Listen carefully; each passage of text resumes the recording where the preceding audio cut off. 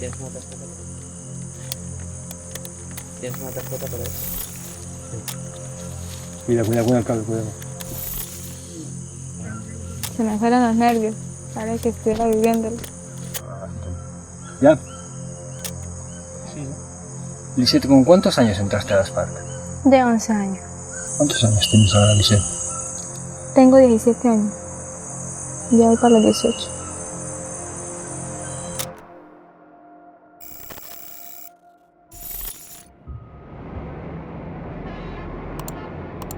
Pablo siempre me dijo que para él el conflicto armado colombiano era Lisette, una niña del Frente 48 de las FARC que conoció en las selvas del Putumayo en 2014 mientras grababa un documental junto a David Beriain y Roberto Fraile. Ella entró a los 11 años a la guerrilla y, cuando se conocieron, tenía 17. La apodaban La Cachorra. Su sueño era conocer el mar y nuestra misión, 7 años después, encontrarla. Mucha suerte con la búsqueda.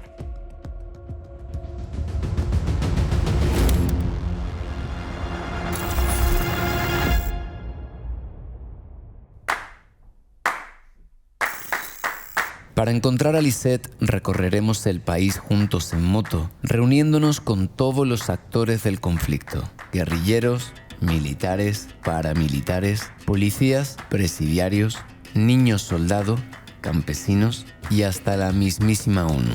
¿Usted conoce a esta muchacha? ¿Usted conoció a Lisette? Estaba en Caquetá y en Putumayo, sobre todo. No sé si le sonará la cara. Es ella, se llama Lisette. Sí, me parece a alguien. No, yo no la distingo. No suena a ninguno de los dos. No. Y entró en la guerrilla a la edad de 11 años. ¡Ay, claro! Yo realmente conozco una Lisette, pero no es la misma. Ah, sí, ya sí la distingo. ¿Sí? Ajá, ¿De verdad? sí. ¿Y sabe dónde está? No sería un viaje cualquiera, sería un viaje con sentido, un viaje entre el bien y el mal, un viaje, en definitiva, para intentar entender el porqué de la guerra y el porqué de la paz.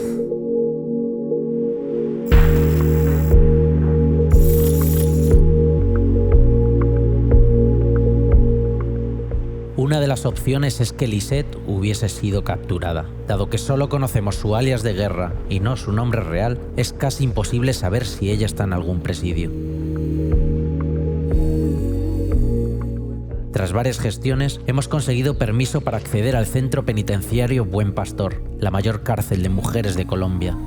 Queremos preguntar a las reclusas y a las funcionarias por si Lisette estuviese allí presa o hubiese pasado por allí en algún momento. A ver si encontramos algunas pistas por aquí. Ojalá que sí.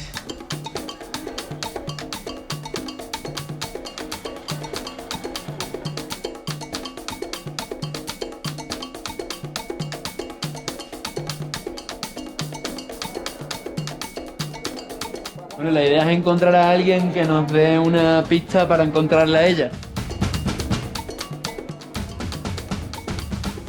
Algunas de las guerrilleras capturadas en el conflicto aún no han salido de la cárcel tras los acuerdos de paz, por lo que Lisette podría ser una de ellas.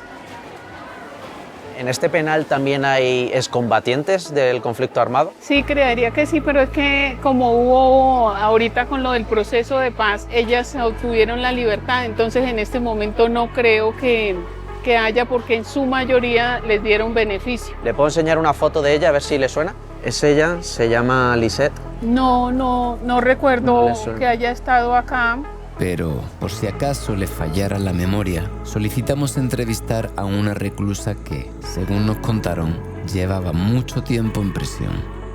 Estamos buscando a esta. ¿Te suena? Sí, me parece a alguien, pero no. Nombre no me lo sé. Su nombre de guerra era Lisette, la Cachorra. ¿A usted le suena que haya podido ella estar aquí en la cárcel? Me parece que sí, pero no me acuerdo en ese momento del nombre de ella, ¿no?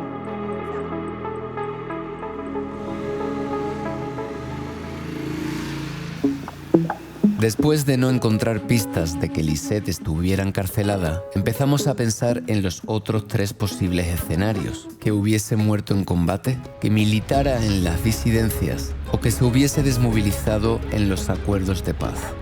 Para averiguarlo, la mejor opción sería iniciar la búsqueda tratando de localizar a sus antiguos compañeros de armas. Uno de ellos va a recibirnos a las afueras de Bogotá. ¿Por qué existen las guerrillas? Uy, es una pregunta que es para un libro.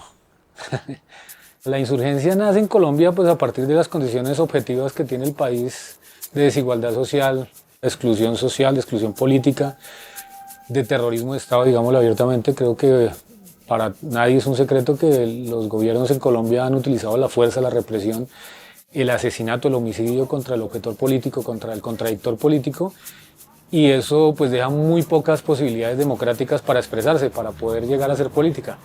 Y en ese entorno pues nace en particular la guerrilla a la que yo pertenecí, que fue las FARC. Las FARC que nacen de un proceso de resistencia de los liberales en lucha contra los conservadores, una guerra fratricida terrible, y empieza este crecimiento que un grupo pequeño de resistencia campesina pues termina convirtiéndose en el aparato de guerra revolucionario más grande del hemisferio occidental. El 9 de abril de 1948, el magnicidio del candidato a la presidencia Jorge Eliezer Gaitán desencadenó una serie de multitudinarias y violentas protestas conocidas como el Bogotazo. Los enfrentamientos entre liberales y conservadores se trasladaron a las zonas rurales, donde la violencia armada desplazó a miles de familias campesinas de sus tierras de las que se apropiaron los grandes terratenientes. Un pequeño grupo de estos campesinos, liderado por Manuel Marulanda Vélez, alias Tiro Fijo, ocupó una serie de tierras baldías en el interior de Colombia, proclamando la República Independiente de Marquetalia bajo el lema de «La tierra para el que la trabaja».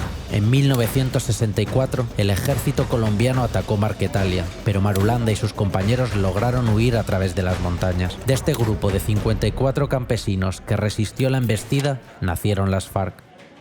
Una guerrilla de ideología marxista que se extendió por casi todo el territorio colombiano.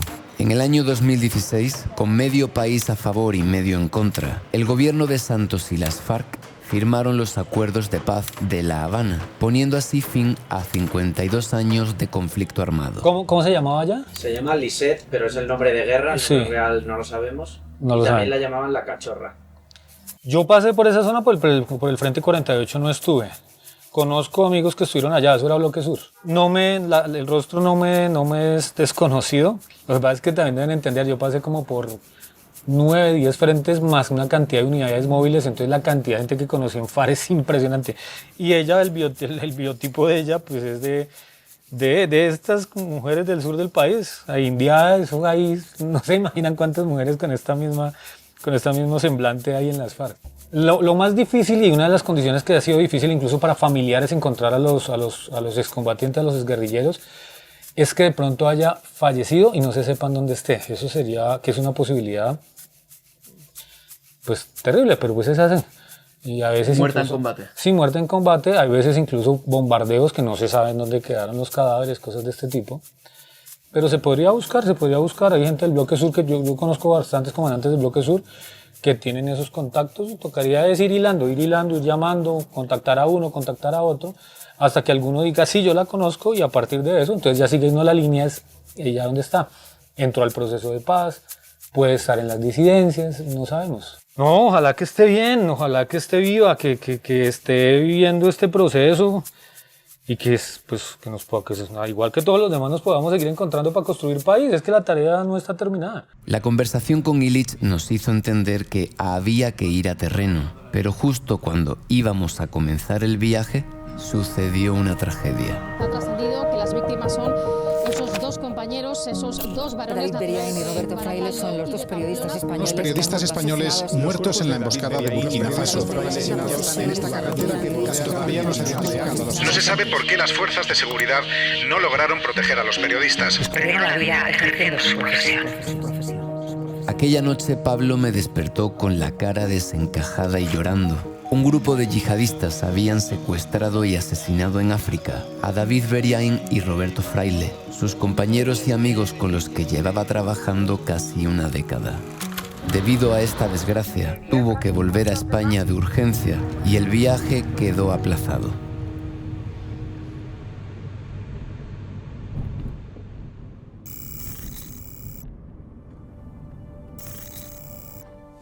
Un mes después decidimos retomar la aventura. Pablo ya está un poco mejor y le he convencido de venir de nuevo a Colombia, pues en el fondo ambos sabemos que el viaje será medicina y el documental la mejor forma de recordar y honrar a sus compañeros. Después de tanto dolor, mi regreso a Bogotá vino acompañado de una buena noticia. Nos va a recibir un excomandante de las FARC. Se llama Jorge Suárez, más conocido como Chepe, hijo del Mono Jojoy, jefe militar de las FARC, abatido en un bombardeo del ejército en el año 2010. Fuimos citados en una cervecería bogotana regentada por combatientes firmantes del acuerdo de paz, donde esperábamos obtener algún indicio para poder proseguir con la búsqueda.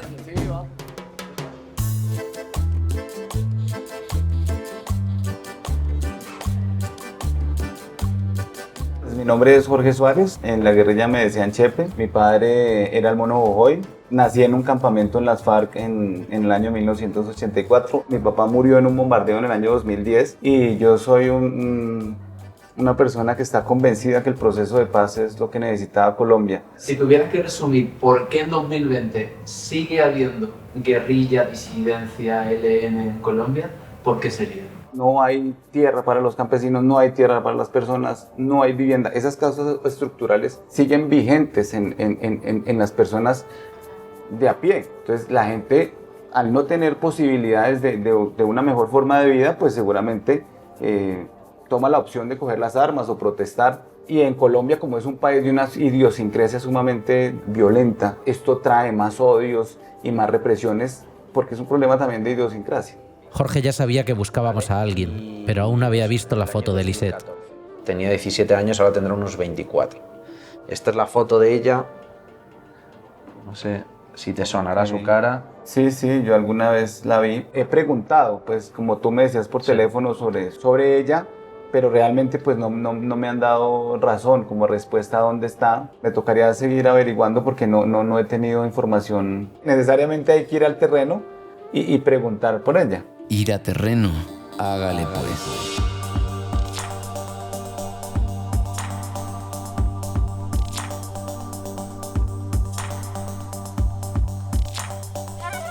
Chepe fue muy claro. Había que ir al terreno. El problema es que si hay algo en Colombia, es terreno. Decidimos hacer los petates, coger la moto y atravesar Colombia en ella para llegar a las zonas de mayor control de la guerrilla. Bueno, tío, a ver si tenemos suerte y encontramos pistas para buscar a quien estamos buscando. Que encontrarla ahí en paz, que no vaya a estar todavía en la guerra metida. Aunque a veces lo que se encuentra no es exactamente lo que se buscaba en un primer lugar.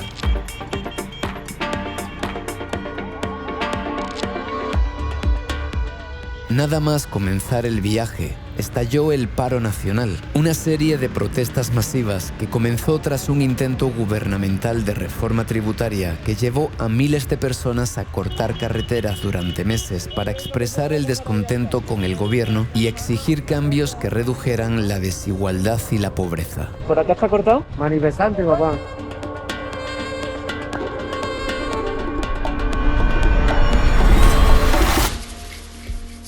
Hola, ¿se puede pasar? ¿Sí? Muchas gracias. Una pregunta, ¿cómo está la zona de San José de Guaviare? Siempre hay que tener cuidado.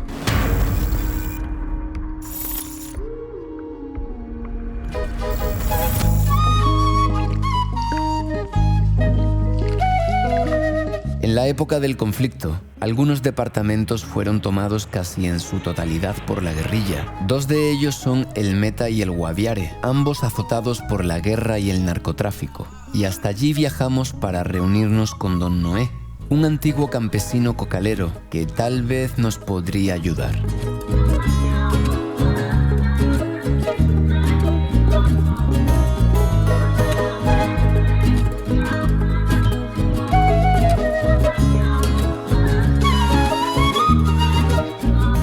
Hace 30 años vivo acá. Me vine a aprender a raspar coca. Y ahorita por último, en el año 2018, cuando la negociación que hubo allá del gobierno de Colombia con la guerrilla de las FARC en La Habana, hubo un convenio de que el que quisiera erradicar la coca voluntariamente la arrancaba y a cambio de eso le daban 34 millones de pesos. Y fue plata que nunca la vimos. Tal vez fue un error haberla arrancado, sin las matas de coca, sin la plata que prometió el gobierno. Muchos de ellos tuvieron que abandonar el terruño, irse o ir al otro lado del río Guayavero y sembrar de nuevo para rebuscarse en la comida. O sea que hay mucha más gente que ha vuelto a sembrar, ¿no? Claro, es que la gente, hay personas que les ha tocado, digámoslo así, obligados, ¿sí? Volver a sembrar, porque una familia, algunos niños ahí aguantando hambre y no había de qué echar mano, pues eso es una situación delicadísima. El que se untara de guerrilla por manos de los paracos moría. Y el que se untara de paramilitares o militares de manos de la guerrilla se moría, ¿sí? El campesino estaba ahí en medio, en la encrucijada. Sí, ese era el del problema. Lo que había que hacer era ir derechito, ¿sí? No untarse, ni con la guerrilla, ni con el ejército, ni con ningún grupo. Y hace 30 años que vivo acá y pues gracias a Dios estoy con vida todavía.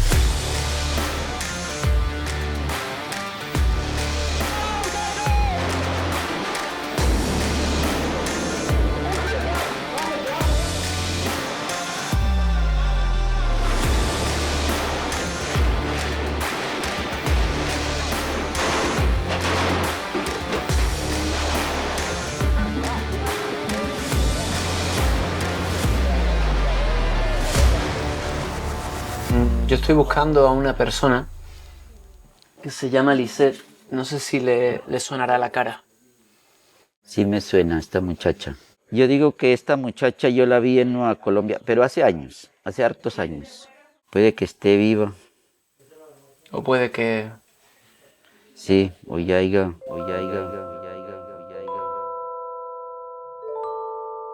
La Comisión de la Verdad concluyó que el conflicto armado colombiano causó más de 250.000 de muertos, la mayoría de ellos población civil.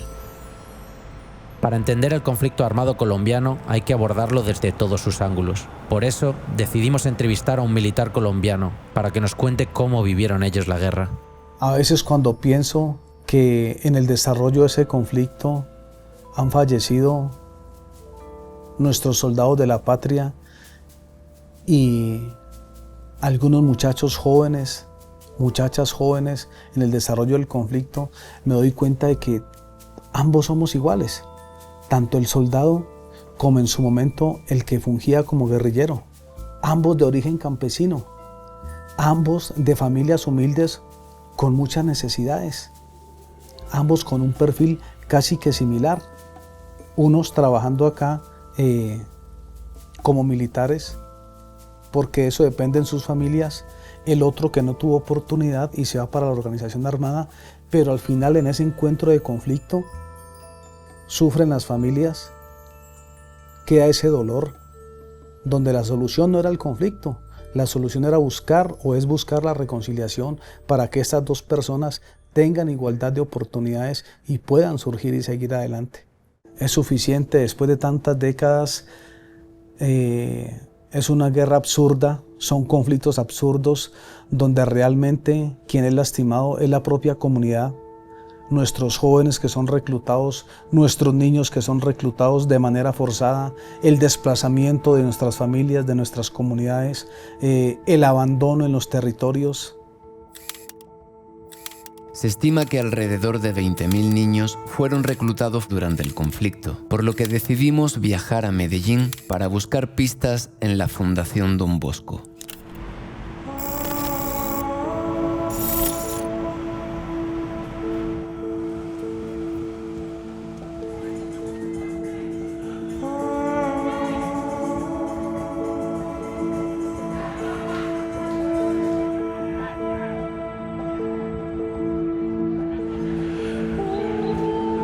¿Qué hacemos aquí? Es una institución que atiende integralmente a los chicos entre los 15 y los 18 años, hombres y mujeres que son desvinculados del conflicto armado colombiano. En sí, la guerra en mi vida ha estado, digamos que desde siempre. A los 13 años cogí la primera arma, una 7 milímetros. El primer muerto me tocó quebrarlo, era de otro bando, ¿sabes? Lo agarramos y el jefe me dijo que tenía que matarlo. Lo agarré, me pasó una 9 milímetros. Él me miraba a los ojos y me decía que no lo matara y qué tal.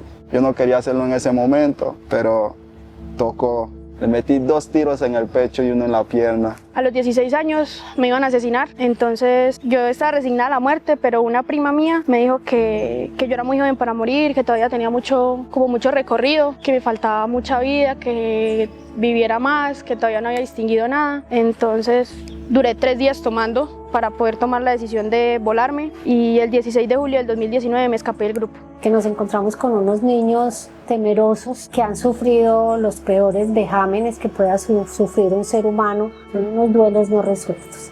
Duelos de haber salido y haber partido desde sus hogares siendo muy niños, de haberlos arrancado de ese seno materno, duelos de haber enfrentado una guerra que no era de ellos, pero que les tocó vivirla. ¿Tú puedes volver a tu tierra? Lamentablemente no. Si yo vuelvo allá a mi pueblo también, de Vicucha, pues también eso es muerte segura. Las veces que llamo, mi cucha me dice que no vaya por allá ni loco. Mi tía, mi abuelo me dice que si yo llego por allá, me van a velar de una. ¿Cuál es tu mayor sueño? Mi aspiración es seguir estudiando. La próxima aspiración que tengo es poder ir a Alemania a ayudar a mis hermanas para que no ingresen a ese grupo. Yo no quiero que ellas vean lo que yo viví. Nosotros estamos grabando un documental que estamos buscando a Lisette, que era una guerrillera de las FARC que tiene una historia muy parecida a la tuya. ¿Te suena a ella? Cuando hubo el proceso de paz, mucha gente los asesinaban. Una vez que habían dejado las armas. Sí. Incluso por haber dejado las armas. Ya las llamadas incidencias. ¿Y te da temor que haya podido pasar eso con Lisette? Sí. Puede que haya pasado por esta institución, muy seguramente, pero no la refiero en este momento. ¿Y si no? Y si no, lo que han vivido muchos de nuestros chicos, la muerte.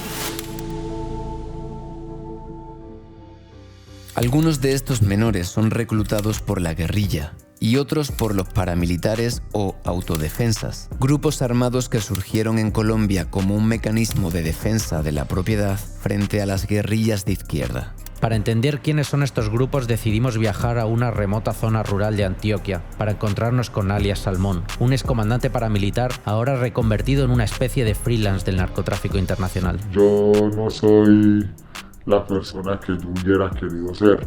En los años 80 era un muchacho de mi colegio, de buenas costumbres, de buenos principios, pero en ese tiempo imperaba en Antioquia la ley de Pablo Escobar. Y va a hacer lo que él quiere porque mueres por lo que él quiere. Terminó involucrado con todo ese tema del paramilitarismo, tratando de defender mi integridad, porque sabía que era el único camino que me quedaba. ¿Y cuál era la ideología de los paramilitares? Supuestamente acabar con la guerrilla. Lastimosamente, cuando uno está inmerso en una pelea y sin sentido, pues uno no piensa, no simplemente hace lo que le pidan que haga. La guerra entre paramilitares y guerrilla no hace más que un negocio de narcotráfico. Y ahí lo que muchas personas no quisieran haber vivido en su vida. ¿Cómo qué? Es que el grupo paramilitar llegue a una población y solo por el hecho de ser un paramilitar se crea con derecho a abusar de las niñas del pueblo, cogerlas, violarlas, matarlas. No, son cosas que uno no lo dejan a uno muy marcado. ¿Cómo hago para dejar de ser lo que yo he sido? No puedo. Yo ya estoy donde estoy, ahí me quedé y ahí seguiré. Pero antes de irnos, le enseñamos la foto de su antigua enemiga. ¿Qué sientes tú al ver la foto de Lisette?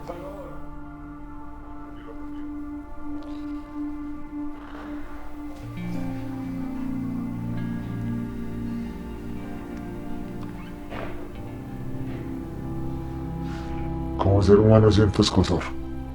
tristeza, rabia consigo mismo. Pero una niña de estas pues le roba a uno como sus sentimientos por ahí más escondidos, más recónditos. No, es triste, es triste. Les deseo mucha suerte para encontrar a esta muchacha. Ojalá la encuentren, ojalá puedan hacer algo por ella. De verdad que vale la pena, vale la pena, vale la pena.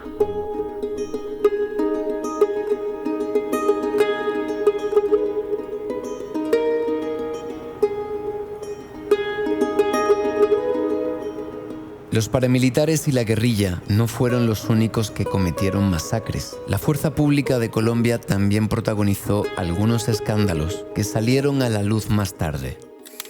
Entre 2002 y 2008, militares colombianos asesinaron a más de 6.000 civiles, haciéndolos pasar por guerrilleros abatidos en combate. Estos asesinatos tenían como objetivo aparentar resultados operacionales exitosos, con el fin de obtener descansos, condecoraciones y retribuciones económicas. Para entender esta parte oscura del conflicto colombiano, iremos a conocer a Juan Fraterno, un exmilitar que participó directamente en estas masacres y que, tras confesar y pagar la pena, ha creado una fundación para promover la paz y la reparación. Hay mucha gente que podría calificarte de asesino. ¿Por qué? Me podrían calificar de asesino porque participé en las ejecuciones extrajudiciales de mi país. Participé en los llamados falsos positivos. Fui oficial del ejército. Entre noviembre del 2005 y mayo del 2006 participé en ejecuciones extrajudiciales, porque hacía parte de mi trabajo cuando era oficial. Porque durante mucho tiempo en nuestra formación, en la escuela militar, se nos fue inyectando en el cerebro esa idea de hay que acabar con el enemigo y hay que acabar como sea con el enemigo. Sabíamos que eran ilegales, pero los creíamos necesarios. A las 4 de la mañana, a los 14 años, levantarte todos los días a trotar, sube, sube, guerrillero, tu cabeza arrancaremos, de tu sangre beberemos, tus mujeres violaremos. Y eso al principio es un cántico mañanero para trotar, pero te va calando, te va calando, te va calando. Los saludos a los comandantes, no sé.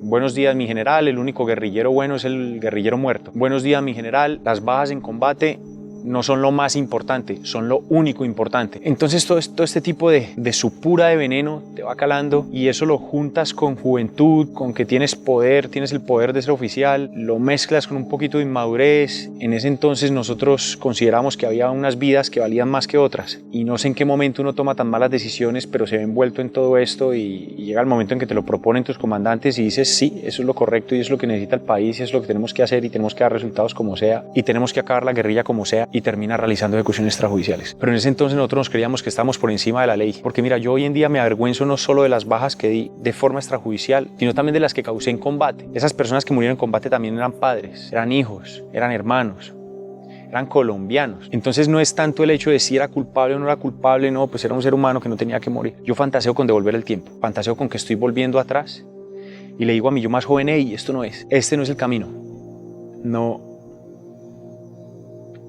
No es por acá, pero no puedo volver el tiempo atrás y lo desearía. Pero ¿qué opción tengo? Es decir, ya estoy acá, se firmó un acuerdo de paz que me otorgó unos beneficios y yo tengo dos opciones, esconderme, meter la cabeza entre la tierra, quedarme en casa y disfrutar de la libertad que me dieron por acogerme a la Jurisdicción Especial para la Paz, o dar la cara y reparar y tener todos estos problemas y aceptar que hay un montón de gente que me diga que soy un grandísimo hijo de puta.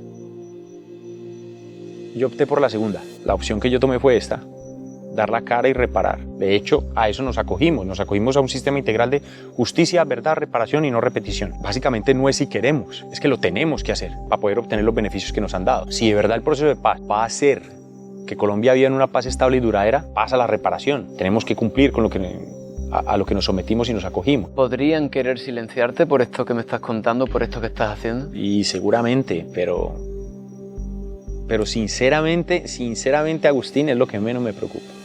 ¿Que te maten? Sí, hay algo que no me trasnocha. Eso no me trasnocha ni 5. No me preocupa en absoluto. Me preocupa más el cómo hago para que una madre entienda que tiene que perdonar a aquella persona que mató a su hijo. Eso me trasnocha. Eso me quita el sueño y no me deja dormir. Eso es un rodar constante en mi mente. Eso lo hice mi propósito de vida hasta tal punto que acaparó mi pasión. Mi pasión son los deportes extremos. Y llegó a tal punto en que dije, tengo que utilizar esa pasión que tengo en los deportes extremos para reparar. Y qué mejor acto simbólico o qué mejor acto de recuperación de la confianza que una víctima ponga su vida en mis manos para que saltemos juntos de un avión.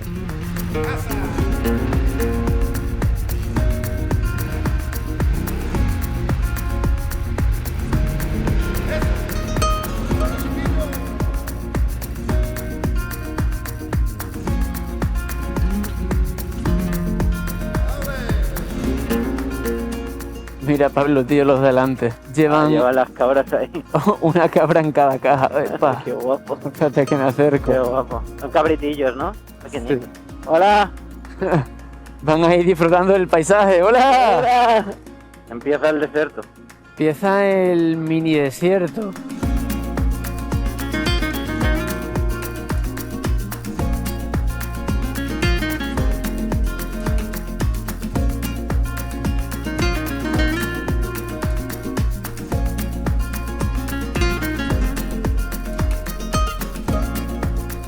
La entrevista con Juan nos impactó profundamente y nos hizo creer que siempre, a pesar de todo, hay un camino. Y recorriendo dejamos el departamento de Tolima para entrar en el de Huila con la esperanza de encontrar más pistas.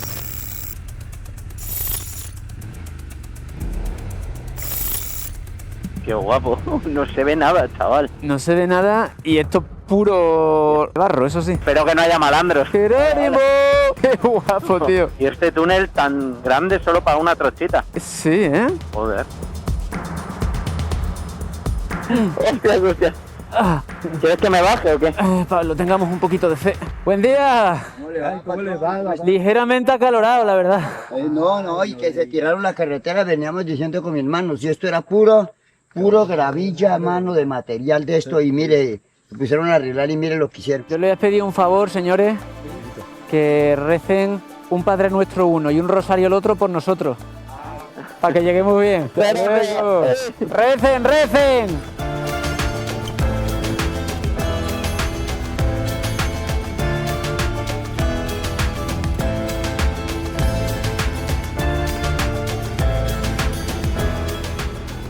Gracias a los contactos con otros excombatientes hemos conseguido localizar a Ramiro Durán, comandante político del bloque sur de las FARC y quien fue nuestro anfitrión en las selvas del Putumayo cuando grabamos con ellos en 2014. Localizarle ha sido la mejor noticia de todo el viaje, ya que él fue el comandante de Lisset y es muy probable que tenga información sobre ella.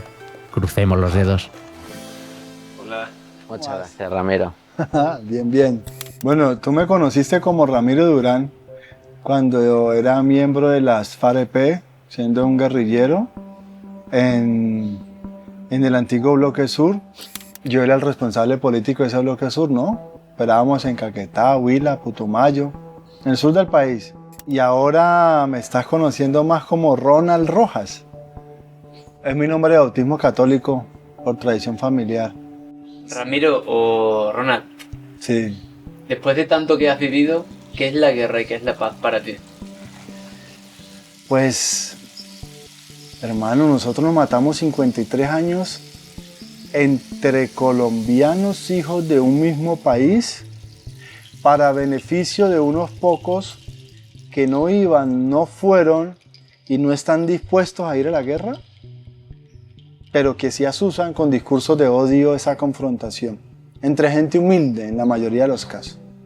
Detrás del uniforme del policía, del guerrillero, del soldado, del paramilitar, hubo un joven de extracción campesina en la mayoría de las veces, con pocas oportunidades de vida, con bajo nivel académico, con un proyecto de vida civil frustrado por una sociedad tan injusta e inequitativa como la colombiana.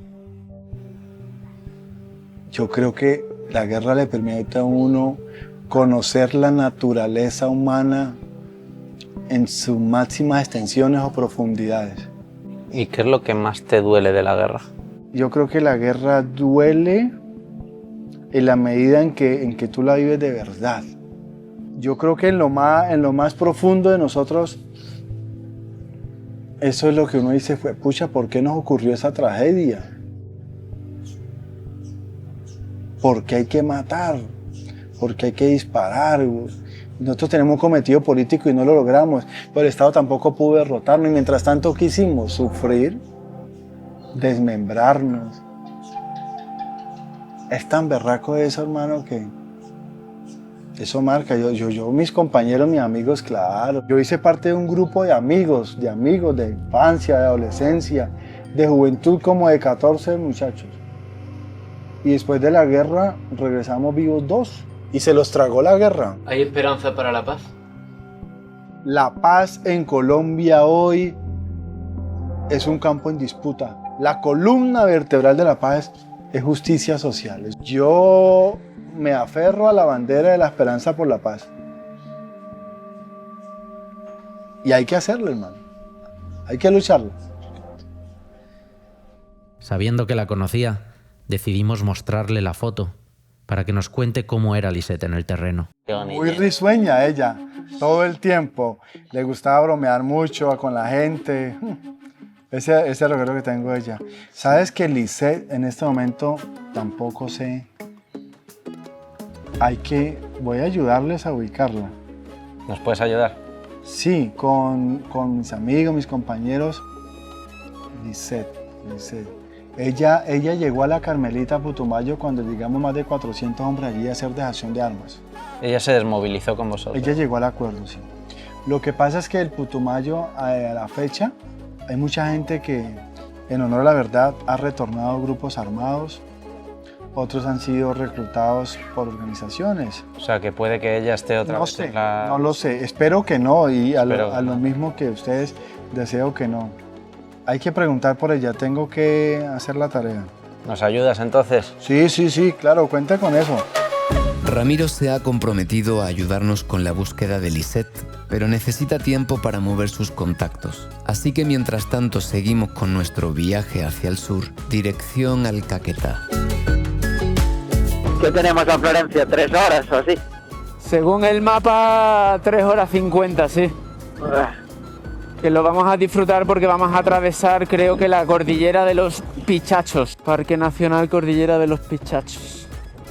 Bonito. Así que nada, buen viaje, compañero. Buen viaje, Agustín. Seguimos buscando a Lisette.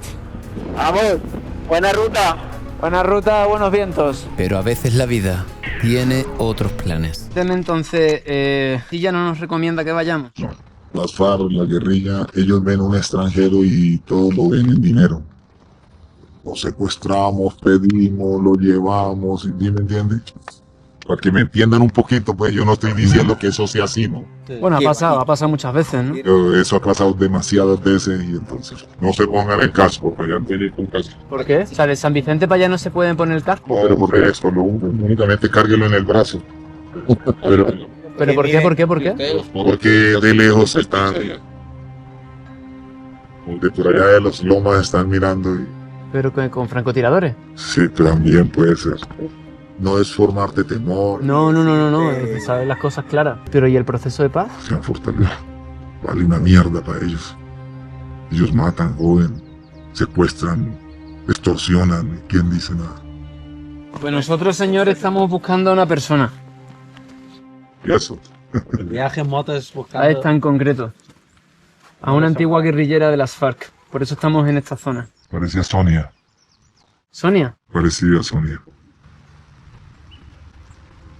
Sonia fue detenida hace como 8 años por las fuerzas militares de Colombia y fue remitida a Estados Unidos. Pero haga de cuenta ella, ¿oye? Pero ese ya no, se parece. Parece. Ella se llama Lisette. Es el nombre de guerra. Me mira. ¿Y a ella la distingue, la reconoce? No, yo la miré. Yo le miro. Yo la miré en República. ¿Y hace cuánto tiempo que la vio usted? Pues, póngale 10, 12 años. El encuentro fortuito con este hombre nos alarmó, pero decidimos seguir adelante con lo planeado y llegar hasta San Vicente del Caguán.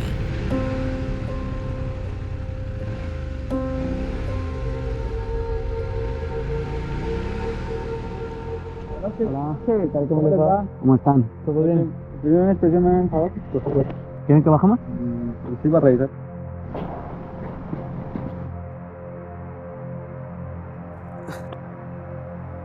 Vamos a San Vicente, sí. ¿Cómo? ¿Eh? Sí, es mío. No, vamos a dormir ahí. Sí, los dos somos españoles. Está San Vicente, sí. A ver, que me subo. ¿Eh? Yo soy el viajero, sí.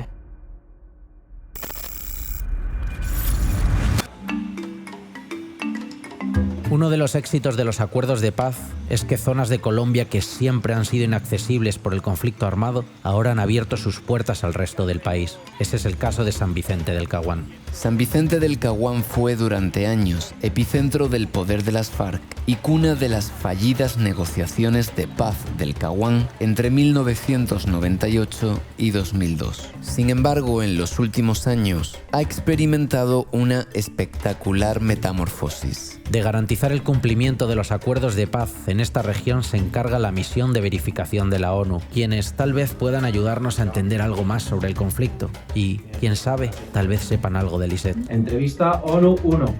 En este viaje estamos buscando a una excombatiente, se llama Lisette. Es ella, es Lisette. Estaba en el Caquetá y en Putumayo sobre todo. Yo no mentiría. Lo que pasa que al verlo solo me dan ganas de pensar, ojalá esté muy bien donde está ahora, ¿no? Tiene una mirada que transmite paz.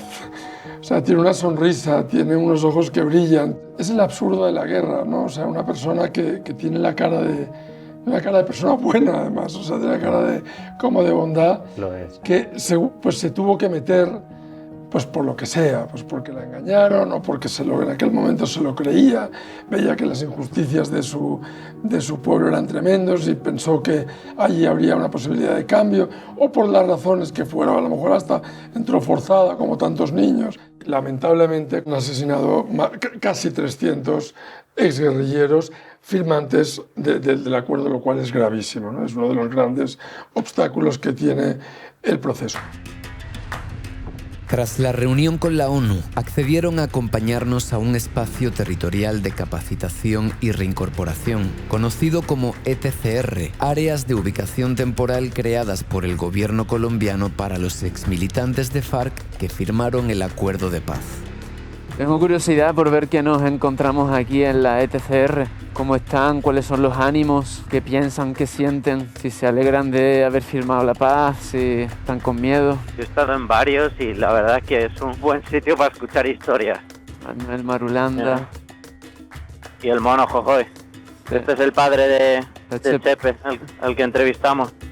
Sí, pues gracias al proceso de paz, digamos que nos da una oportunidad de seguir luchando, de seguir reclamando esas reivindicaciones sociales sin necesidad de las armas. Ella se llamaba Lisette y os queríamos enseñar una foto de ella a ver si os suena. No, yo no. No suena ninguna de las dos. De pronto que fueran abajo a Agua Bonita. Posiblemente allá sí haya gente que la conozca. Claro. Así que nada, San Vicente, muchas gracias por todo. Hasta siempre, San Vicente. A ver si aquí tenemos más suerte que en el otro ETCR. ¿Saben algo de Lisette? O se tira todo, balón de resto. No hay puente. No hay puente, tú. ¿Has volado el puente? Ah, joder.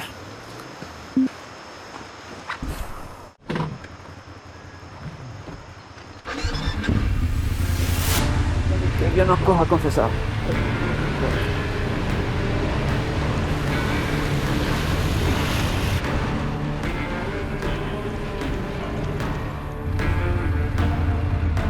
En Miravalle no ha habido suerte, así que vamos a intentarlo en Agua Bonita, otro ETCR cercano a San Vicente del Caguán, en el que hay un programa piloto de desminado que llevan a cabo los propios excombatientes de las FARC. ¿Qué ha significado para ti la paz? Para nosotros que estábamos alzados en armas, la paz con justicia social era para nosotros un objetivo supremo. A nosotros nos sacaron de un campamento y de una vez nos llevaron a juntarnos con los militares. Y eso pues para nosotros en un momento fue muy difícil. Eso es una real muestra de que sí queremos la paz, de que sí estamos haciendo algo por la paz y que nos estamos reconciliando con las comunidades. ¿Les suena que puede haber estado por aquí?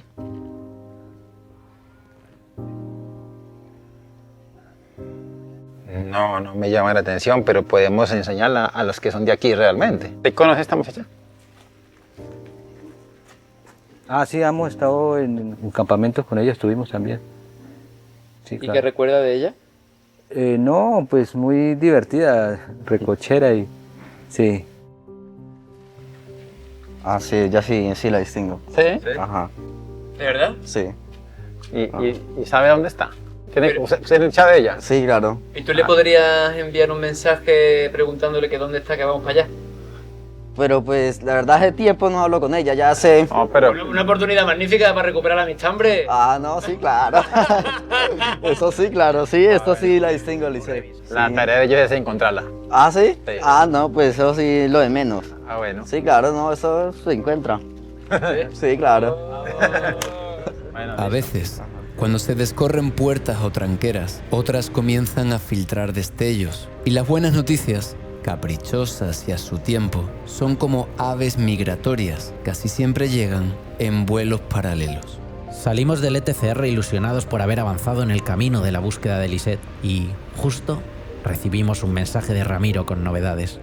Bueno, me ha escrito Ramiro Durán, el comandante, que tiene buenas noticias para mí y le he dicho, espera, que te llamo. Y nada, le vamos a llamar ahora. Estoy nervioso, tío, ¿eh? A ver qué nos dice, queremos grabar la llamada. Igual tiene algo de información, ¿no? Eso es lo que temo, eso por eso... A ver.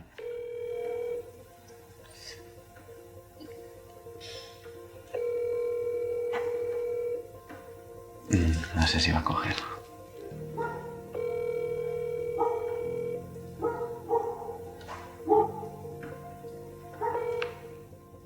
Hola Pablo, ¿cómo estás? Ramiro, ¿qué tal todo? Hola Ramiro, ¿qué pasa? Aquí estoy. Estoy con Agus aquí. ¿Tú qué tal? ¿Todo bien? Sí, bien. Pues hice un poco la tarea, el favor que me pidieron de averiguar sobre la compañera Lisset y tengo alguna información. ¿Qué dices? ¿Y qué? ¿Qué tienes, Ramiro? Bueno, pues después de que ustedes me pidieron la necesidad o el requerimiento, el favor de ubicarla, he escrito a algunos compañeros y compañeras que fueron compañeros míos de filas, particularmente en la unidad que estaban bajo mi mando. Lo principal es, está viva entonces, ¿no? Eso significa que por lo menos está viva y tiene conexión a internet. Por supuesto, que está en el siglo XXI conectada con un móvil donde puede subir fotos y me sorprende que creo que tiene su compañero, miro unas fotos como con un hijo o una hija, algo así. O sea, es mamá. Sí, parece que sí. ¿Qué dices? ¿En serio? Qué buena. De la guerra a la maternidad, ¿eh? Sí, eso hace parte del proceso de la reincorporación también, ¿no? Ejercer ese derecho también a la maternidad, que otras circunstancias no lo permitían. Ramiro, la pregunta del millón es, ¿dónde está? Está viviendo en Cartagena del Chaira, eso es un municipio del Caquetá, sobre la ribera del río Caguán. Bueno, tío. De lujo. ¡Bravo! ¡Por fin! ¡Joder! La espera es uno de los maestros más silenciosos de la vida. Muchas veces la vivimos como un vacío, una pausa. Pero la espera es también movimiento que, interno, invisible y lento, nos lleva exactamente hacia nuestra causa. Como el pueblo colombiano a la paz, Lisset a su hogar y nosotros a este encuentro. La espera nos une y nos mantiene vivos.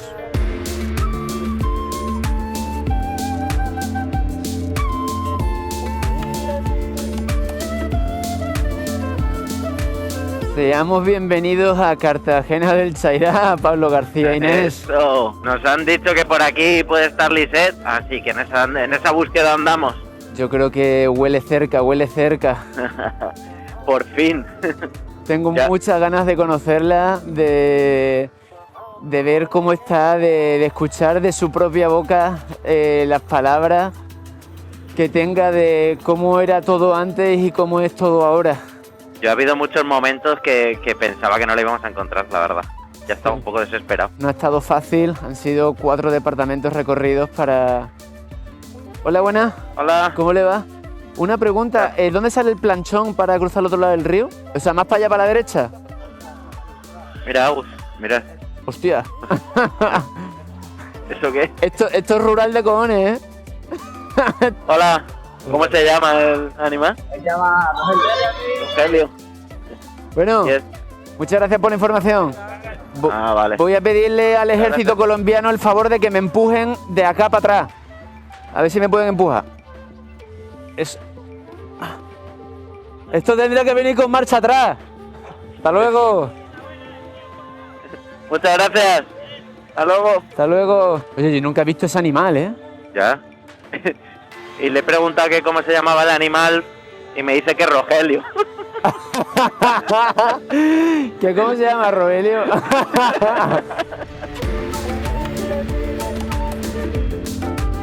Hola, buen día. Hola. ¿Cómo les va? Aquí se coge el planchón para cruzar el río. ¿Y cada cuánto sale? Cada hora. Vale. Vamos a preguntar. Vale. Muchas gracias.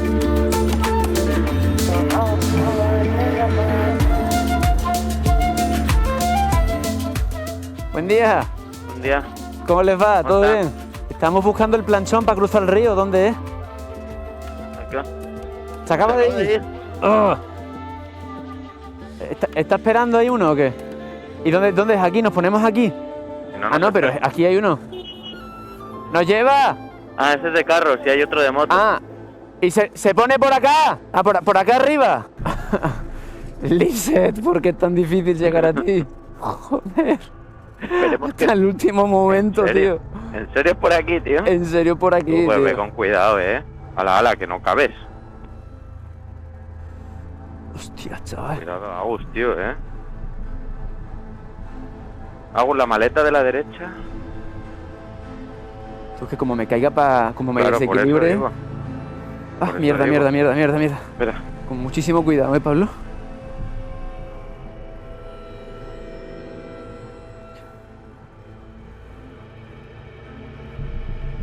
Joder, chaval. El corazón a 1000 por hora. Esto no es fácil, para estas motos no está pensado. Para motos grandes esto no está pensado.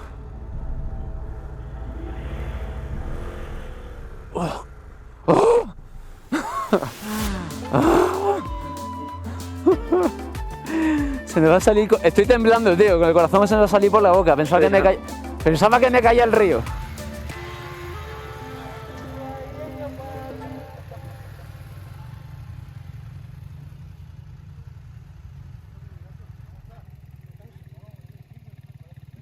No, mi amor, que el casco no lo puedo usar para allá para adentro. ¿Cómo? El casco no lo puedo usar para adentro. Para allá para adentro. ¿Por qué? Son reglas. Para que sepan quién circula. Exacto, para ubicarlo mejor. ¿Y esas reglas quién las pone? Los de adentro. ¿Y quiénes son los de adentro? Ya se va a dar de cuenta cuando va por allá adentro.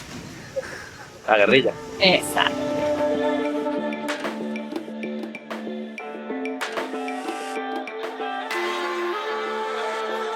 Hemos cruzado con Lisette y parece ser que nos está esperando al otro lado del puerto. Por fin, ¿no? Al fin.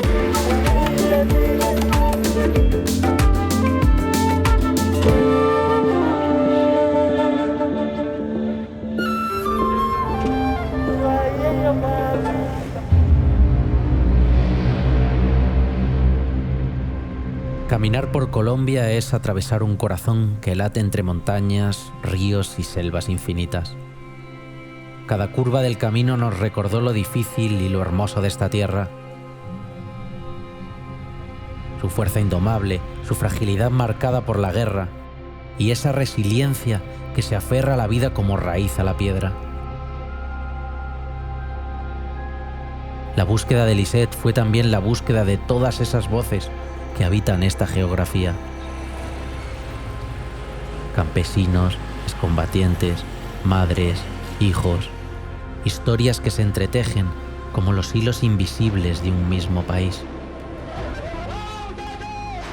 El viaje nos mostró que cada paso era mucho más que una ruta hacia una persona. Era un espejo de lo que somos como nación, con las heridas abiertas y las esperanzas tercas. Y ahora, después de tanto andar, después de preguntarnos durante años si estaba viva o muerta, la encontramos aquí. No en medio de un combate ni perdida en la selva, sino en el gesto cotidiano y profundo de prepararnos el almuerzo en su casa. La mujer que pasó tantos años entre espesuras, hoy cocina para su familia en la sencillez del hogar. ¿Dónde pongo la moto, Lisette? Y en esa imagen tan común como sagrada, entendemos que la verdadera victoria no es solo haberla encontrado, sino saber que hemos llegado. Después de todo, Lisette eligió la vida. Lisette, 11 años después, entrevista parte 1. Yo he estado viendo durante mucho tiempo esta foto. En este tiempo no habían filtros. Entonces sí, claro, muy cambiada, muchos años. ¿Proyectabas toda tu vida en guerra o hasta...? Pues créame lo que sí. Yo ya me había... O sea, ya había pasado la mayoría de mi juventud allá. Yo ya estaba preparada, dijo el otro, a envejecer allá y pensé que nunca iba a haber un proceso de paz, ¿sí me entiende? Que uno pudiera salir. Y pues gracias a Dios yo alcancé a salir joven y pude tener mi familia.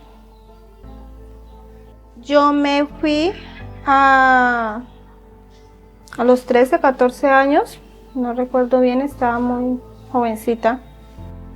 Y pues salí, tengo 25 años, voy por 25 años. ¿Qué fue lo primero que sentiste cuando se firmó la paz y pudiste salir de la selva? Lo primero que se me vino a la cabeza, mi mamá. Cómo se iba a poner de feliz ella, como sufrió tanto cuando yo me fui, cómo se iba a poner de feliz ella al verme otra vez regresar. Muchas mujeres que deseaban salir, tener un hogar, pero pues no podían por tanta violencia que ha habido. Dijo el otro, se sentía un fresquito. Uno, apenas se firmó la paz, nosotros, la mayoría, cuando estábamos allá en la zona, nos pusimos muy contentos, la mayoría. Los que teníamos un hogar a donde llegar, ¿se me entiende? Porque muchos se pusieron muy tristes también. Yo miré varios compañeros que lloraron cuando hubo un proceso de paz porque no tenían dónde ir, no tenían una mamá, no tenían un tío, no tenían un hermano. Iban a quedar ahí sí como el cuento, desamparados, ¿sí vio? Porque pues en la montaña y la guerrilla era la familia prácticamente de ellos, ¿no? ¿Y cómo fue el cambio de estar en la selva a poder caminar por la ciudad tranquila? Sí, fue bastante. Dormir en una casa. A los primeros, yo creo que el primer año fue bastante, no duro, sino porque pues es algo normal, sino difícil. Uno que está acostumbrado, por ejemplo, que a las botas, que al uniforme grande, que a uno que a ponerse un jean, que un short, yo me sentía rara, pero pues tenía uno que acoplarse a la vida nueva que uno le tocó. Y pues ahí uno se va acoplando y en toda parte uno encaja. Pablo me contó, que es una de las cosas que me enamoró de esta historia, que tú le dijiste a David en aquella entrevista que tu sueño, la cosa primera que querías hacer al salir, si un día se terminaba la guerra, era ver el mar.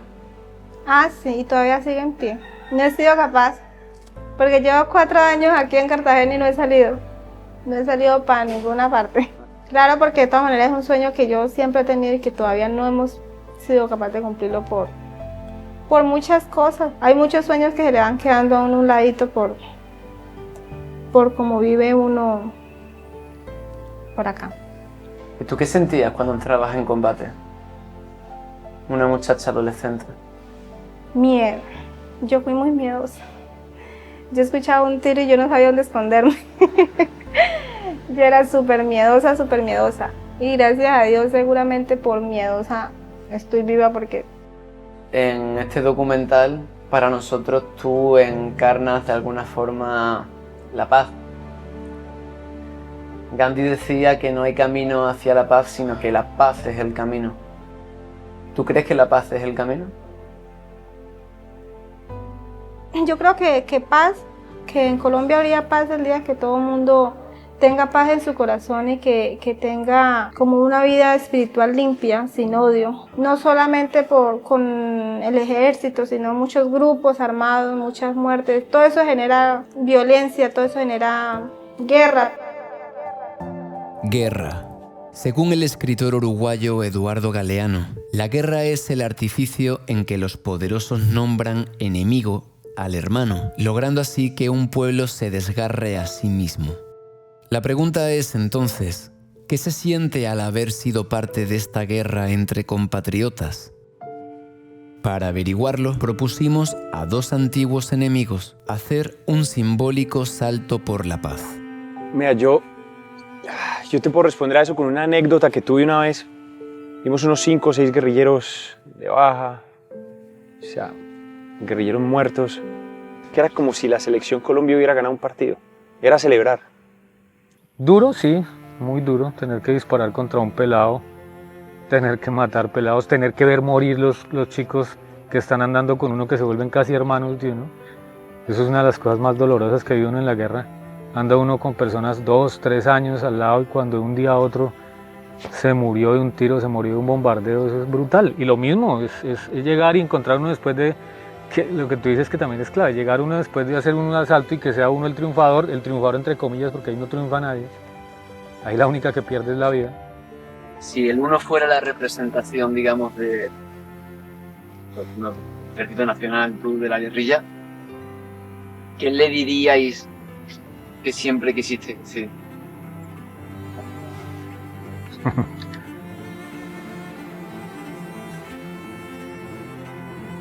No más. No más. No más y si nos sentamos, si nos tomamos una cerveza, y si hablamos, y si nos conocemos, al final va a pasar que nos vamos a dar cuenta que tenemos un objetivo en común y que el enemigo está en otro lado. Y se pone corbatas. Sí. Y eso toca terminar ese ciclo, y ese ciclo, creo, yo sigo siendo un convencido de que podemos terminarlo, de que podemos llegar a que las grandes mayorías del pueblo colombiano entiendan que ese no es el camino y que le impongan por la vía democrática a estos señores de la guerra, pues la paz. ¿Qué mejor muestra de confianza entre nosotros que pongas tu vida en mis manos y saltemos juntos de una vida? No, pues lo que ya le dije cuando me llamaron y me hicieron la propuesta, irremediablemente sí, hagámoslo.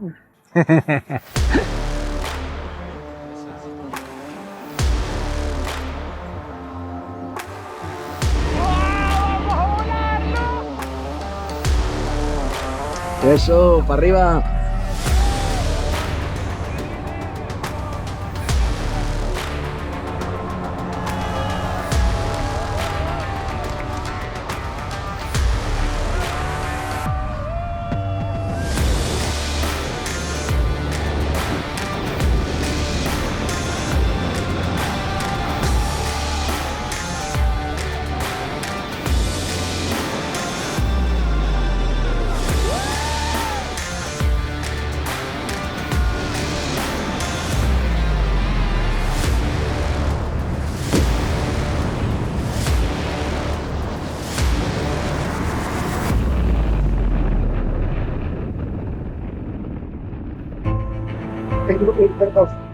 Que los ricos jamás podrán ser parte del problema. ¿Qué quiero decir eso? Pensando en un país mejor, también les pido perdón a todas las personas a las que les hice daño. También les pido perdón y a ti por gracias de la por eso tan hermoso, hermano. Por eso tan hermoso, por eso tan hermoso, por eso tan hermoso, por eso tan hermoso.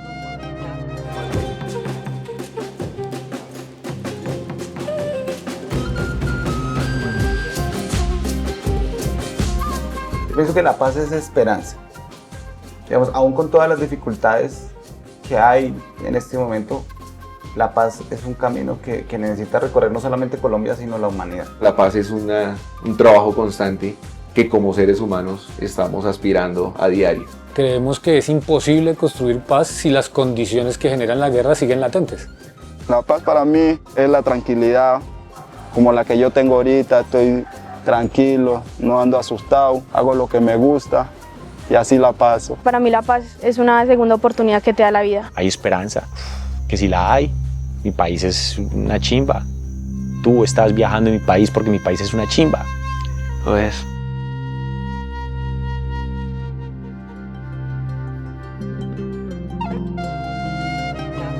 Se asumen riesgos, ¿oí? Nosotros tenemos más de 200 muertos firmantes del acuerdo de paz.